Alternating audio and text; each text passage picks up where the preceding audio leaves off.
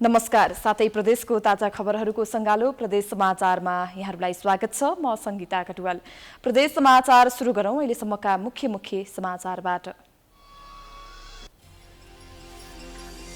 चितवनमा 22 वर्षीय सुजिता भण्डारीको हत्याको विरोधमा पूर्व पश्चिम राजमार्गमा प्रदर्शन, हत्यारा पत्ता लगाई कडाभन्दा कड़ा कारबाही गर्न माग। विद्युत प्राधिकरणले ट्रक लाइन बापतको महसुल भुक्तानीको लागि दबाब दिएको भन्दै भैरवा बुटवल औद्योगिक करिडोरका उद्योगीहरू असन्तुष्टि, माग पूरा नभए आन्दोलन गर्ने चेतावनी। खानेपानीको सहज उपलब्धता नहुँदा पर्वतको कुस्मा नगरपालिका स्थित 300 घर परिवार समस्यामा, खानेपानीको व्यवस्था गर्नकै लागि विद्यार्थीहरूले पढाइ समेत छोड्नुपर्ने अवस्था। र दलहरू बीचको विवादका कारण बागमती प्रदेशसभा बैठक अवरुद्ध, अर्को बैठक अनिश्चित। प्रदेश 1 मा पनि अवरोधपछि मंगलबारसम्मका लागि स्थगित।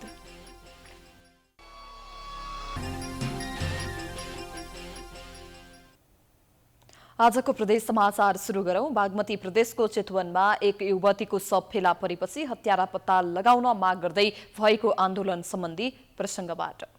बेपत्ता भएको 10 दिनपछि मृत भेटिएकी चितवनकी सुजिता भण्डारीको हत्यारा पत्ता लगाउन माग गर्दै आफन्तले पूर्व पश्चिम राजमार्गमा प्रदर्शन गरेका छन्।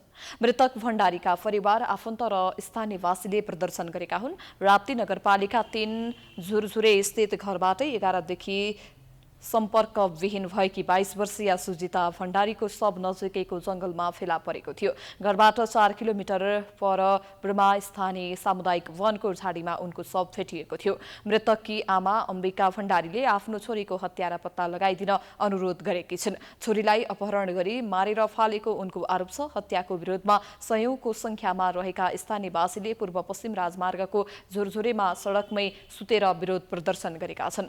फोरेन्सिक चिकित्सक सहितको टोलीले आज बिहान घटनास्थलको निरीक्षण गरेपछि शव पोस्टमार्टमका लागि भरतपुर अस्पताल लगिएको छ।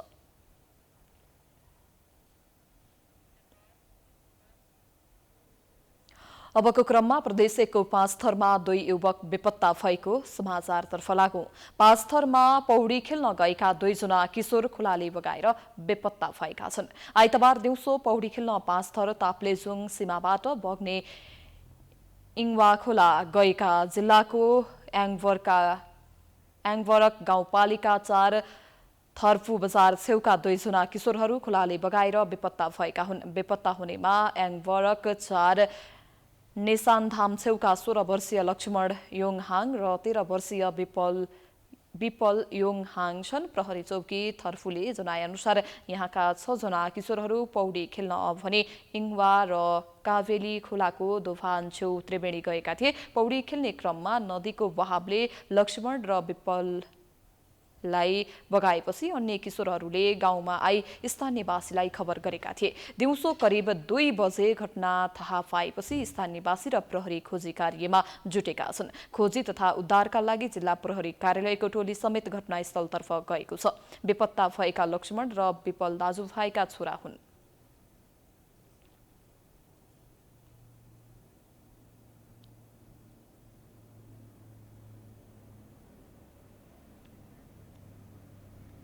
अबको क्रममा लुम्बिनी प्रदेशका उद्योगी व्यवसायीहरूको असन्तुष्टि सम्बन्धी समाचारतर्फ लागौं।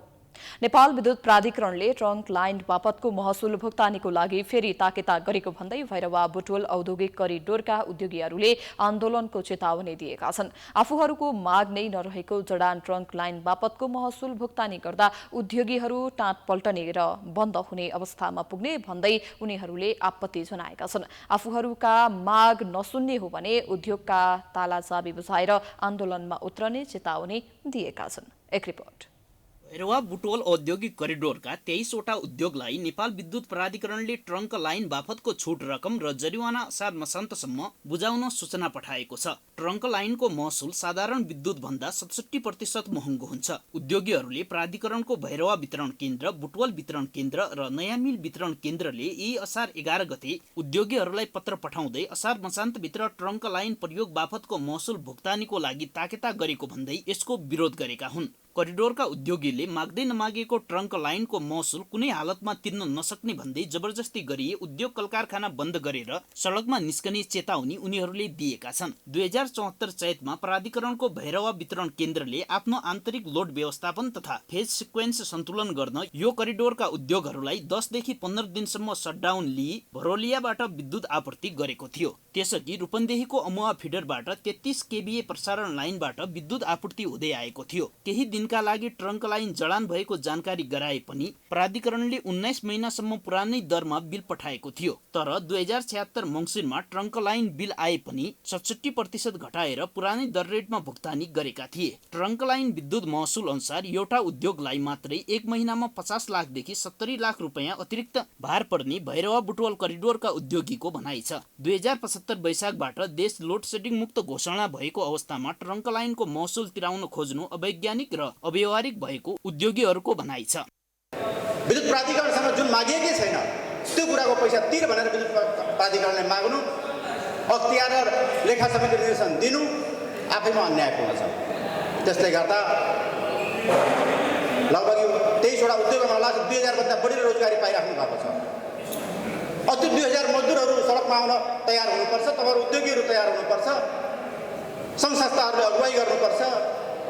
डेलिगेसन धेरै पटक गइएको छ। अन्तिम डेलिगेसन फेरि पनि एकपटक जानुपर्छ मलाई पनि लागिरहेको छ। उद्योगीले माग्दै नमागेको ट्रङ्क लाइन महसुल कुनै हालतमा तिर्न नसक्ने र फेरि पनि लगातार तिर्न ताकेता गरिए तालाचाबी विद्युत प्राधिकरणलाई बुझाउने अवस्था सिर्जना हुने उद्योगीको भनाइ छ। नेपाल विद्युत प्राधिकरणले 2000 भाद्रदेखि 2076 मङ्सिरसम्म ट्रङ्क लाइन खपत गरेको भनी झन्डै 4 वर्षपछि 76 फागुनमा आएर यो अवधिको बिल दर 66.67% वृद्धि गरी थप महसुल भुक्तानी गर्न न्यायसम्मत नरहेको छुट बिल जारी गरेकोले यस कोरिडोर पीडित उद्योगहरू लगायत छाता सङ्गठनका प्रतिनिधिहरूबाट यो समस्या समाधानका लागि सम्बन्धित निकायहरूमा पहल भई। यता नेपाल विद्युत प्राधिकरण भैरवा वितरण केन्द्रका प्रमुख इन्जिनियर जितेन्द्र कुमार झाले 2077 साउन महिना यता विद्युत नियमन आयोगबाट जारी भएको महसुल निर्धारणमा ट्रङ्क लाइन र डेडिकेटेड लाइन भन्ने शब्द नै नरहेको र यो समस्या पुरानो भएको जिकिर गरे। विगतमा भन्नुपर्दा जुन यो 2072 साउनदेखि यताको यो ट्रङ्क लाइन र डेडिकेटेडमा चाहिँ बिलिङ गर्ने जुन चाहिँ यो महसुल निर्धारण आयोगबाट जारी भएको 2073 रातो किताब छ। त्यसमा चाहिँ प्रष्ट रूपमा के उल्लेख छ भने एउटा सब स्टेसनदेखि अर्को सब स्टेसनको बिचमा जुन चाहिँ ग्राहकले सेवा लिनुभएको छ उहाँहरूको चाहिँ ट्रङ्क लाइनमा बिलिङ गर्ने प्रावधान अनुरूप यो भैरवा वितरण केन्द्रबाट 19वटा उद्योग छ। त्यसको हामीले फेला पारेर त्यसलाई चाहिँ हामीले केन्द्रमा स्वीकृतिको लागि पठाएको हो र त्यो चाहिँ पछि स्वीकृत भएर आएपछि हामीले सम्बन्धित ग्राहकहरूलाई लिखित जानकारी गरायौँ। प्राधिकरणले भैरवा बुटवल क्षेत्रका Panchakanya plastic industries, Panchakanya steel, Everest rolling industries, Sona packaging, SR steel, Yashoda foods, Navnepal plastic industries, Shubhalaxmi polymers, national trade rubber industries, Jaydurga plastic industries, Sona polymers industries, Priya packaging, AG health industries, Lumbini flour mill, Ferro steel, Lumbini PAC industries लगायत 23वटा उद्योगलाई trunk line बापतको महसुल भुक्तानीका लागि पत्र पठाएको हो। Trunk line प्रयोग गरी बापत 23वटा उद्योगहरूले 40 करोड बढी रकम तिर्नुपर्ने हुन्छ। रूपन्देहीबाट रविन्द्र गुप्ताको रिपोर्ट। प्रदेश समाचारमा पालो भएको छ विश्रामको।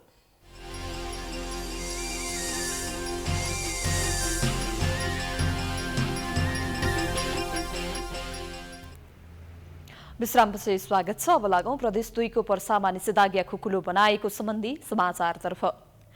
झण्डै 2 महिना भन्दा लामो समयदेखि पर्सा जिल्लामा निषेधाज्ञा थप खुकुलो भएको छ। जिल्ला कोभिड-19 संकट व्यवस्थापन केन्द्र पर्साको आइतबार बसेको बैठकले वैशाख 16 गतेदेखि जारी निषेधाज्ञालाई थप खुकुलो बनाउँदै आन्तरिक सार्वजनिक सवारी साधन सञ्चालन गर्न दिने निर्णय गरेको छ। जिल्ला प्रशासन कार्यालय पर्साका प्रमुख जिल्ला अधिकारी एवं डीसीसीएमसीका संयोजक पिताम्बर घिमिरेका अध्यक्षतामा बसेको बैठकले स्वास्थ्य मापदण्डको पालना गरी पसल, होटल एवं रेस्टुरेन्ट कुल क्षमताको 50% मात्र सञ्चालन गर्न दिने निर्णय गरेको हो। जिल्लामा जारी निषेधाज्ञाका कारण कोरोना भाइरसको संक्रमण दर कम भएको ठहर गर्दै पूर्व निर्णयमा केही परिमार्जन गर्दै निषेधाज्ञा खुकुलो बनाइएको डीसीसीएमसीको बैठकमा सहभागी नेपाल पत्रकार महासंघ वर्षाका अध्यक्ष अनुप तिवारीले बताएका छन्। आज डीसीसीएमसी पर्सा को बैठक सम्पन्न भएको छ।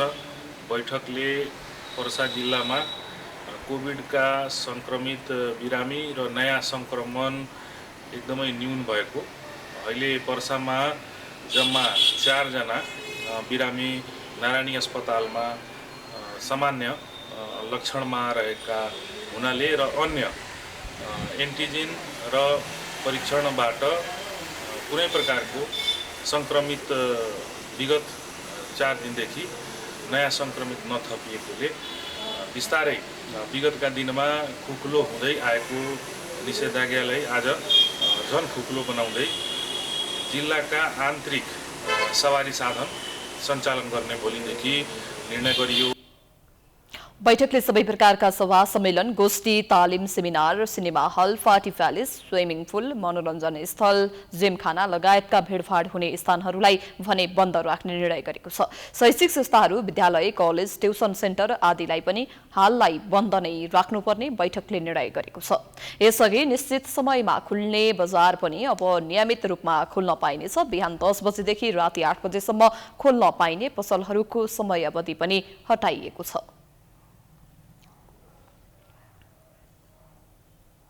अबको पालोमा पूर्व पश्चिम राजमार्गमा वृक्षारोपण सम्बन्धी समाचारतर्फ लागौं। शहरी सौन्दर्यीकरणका लागि पश्चिम नवलपरासीको सुनवल नगरपालिका अन्तर्गत पूर्व पश्चिम राजमार्गमा वृक्षारोपण गरिएको छ।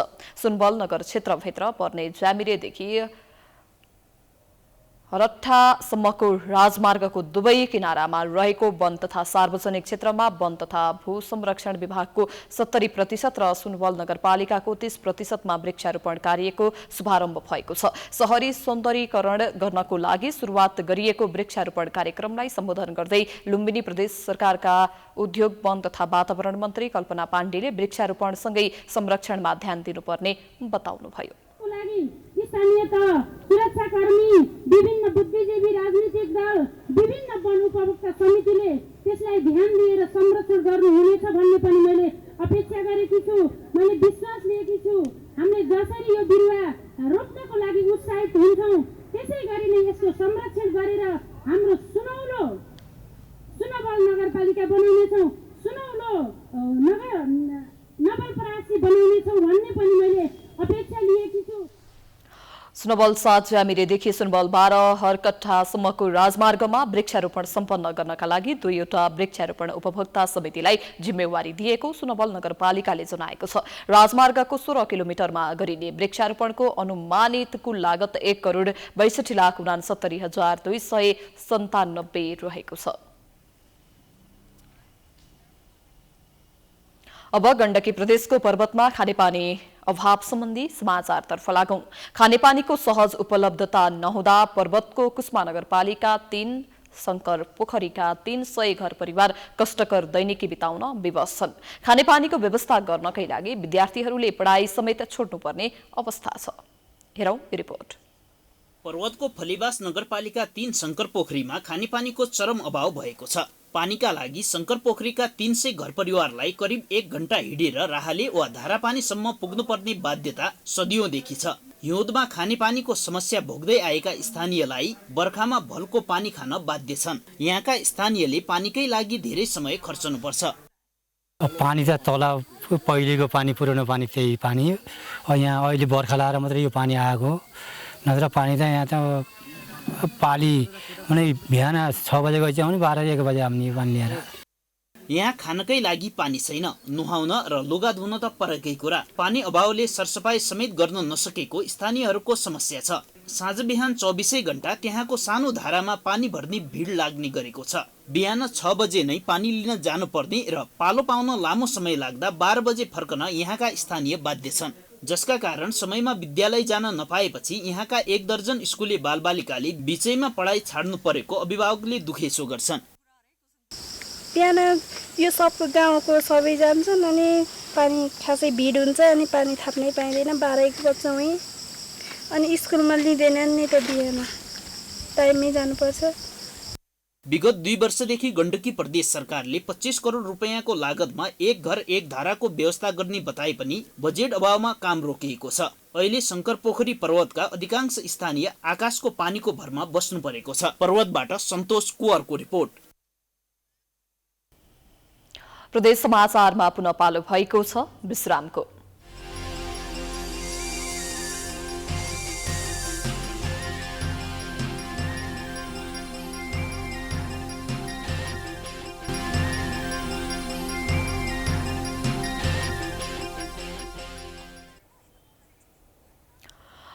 विश्रामपछि स्वागत छ। अबको क्रममा बागमती प्रदेशको सभा बैठक अवरुद्ध भएको समाचारतर्फ लागौं। बागमती प्रदेशको सोमबारको बैठक पनि अवरुद्ध भएको छ। सोमबार बसेको बैठकको सुरुवातमै प्रतिपक्षी दलहरूले अवरोध गरेपछि संसद बैठक अनिश्चितकालको लागि स्थगित भएको हो। सोमबार बैठक सुरु हुने बित्तिकै प्रतिपक्षी दलहरूले उठेर विरोध जनाएका थिए। नेकपा माओवादीको संसदीय दलको नेता शालिग्राम जमकटेलले प्रदेश सरकारले ल्याएको बजेट प्रदेशवासीको हित विपरीत भएको भन्दै त्यसलाई सच्याएर नल्याएसम्म संसद चल्न नदिने बताएका छन्। उनले सरकारले अपारदर्शी ढंगले बजेट ल्याएको आरोप पनि लगाएका छन्। सरकारले ल्याएको बजेटलाई अवरुद्ध गर्ने, यो बजेटको छलफलको प्रक्रियालाई रोक्ने हाम्रो कुनै मनसाय होइन। हाम्रो ठहर के हो भने अहिले प्रदेश सरकारले जुन बजेटमा जुन कुराहरू ल्याएको छ, जुन कार्यक्रमहरू ल्याएको छ, त्यो प्रदेशवासीको हितमा छैन, यो समग्रमा यो देशको हितमा पनि छैन। सभामुखले बस्नका लागि पटक पटक आग्रह गर्दा पनि प्रतिपक्षी दलले उठेर विरोध जनाएपछि बैठक अर्को सूचना नआएसम्मको लागि स्थगित भएको हो। सरकारले पार्टी र गुटगत रूपमा असन्तुलित बजेट ल्याएको भन्दै प्रतिपक्षी दलहरूले प्रदेशसभामा लगातार विरोध गर्दै आएका छन्।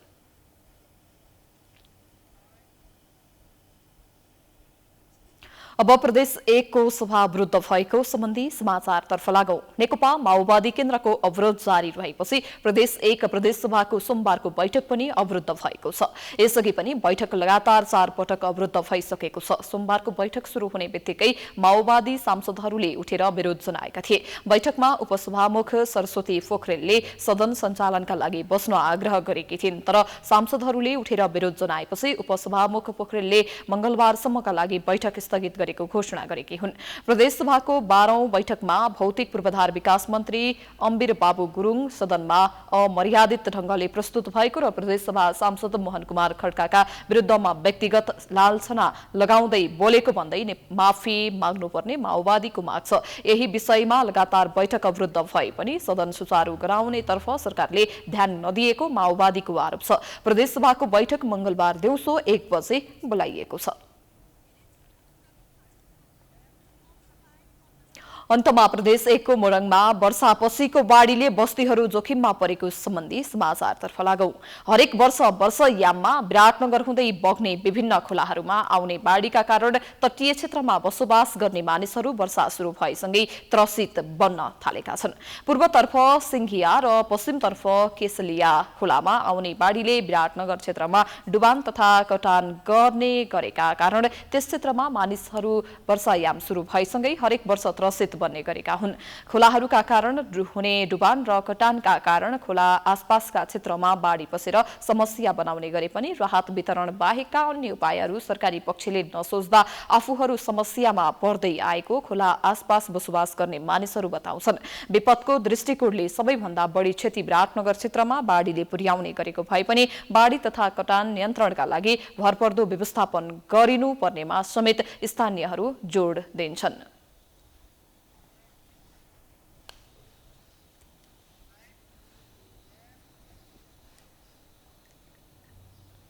यो सँगै हामी प्रदेश समाचारको अन्त्यमा आइपुगेका छौं। जाँदा जाँदै प्रमुख समाचार पुनः एकपटक।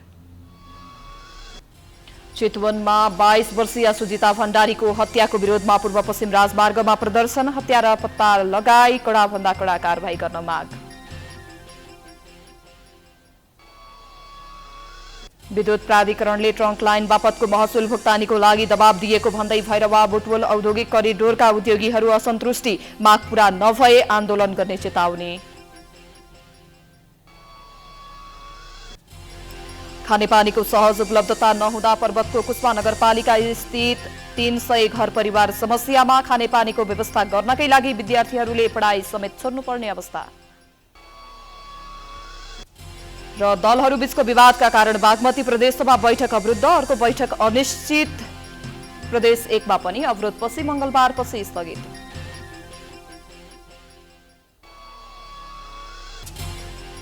प्रदेश समाचार अहिलेलाई सकियो। हेर्दै गर्नुहोला प्राइम टाइम्स टेलिभिजन। नमस्कार।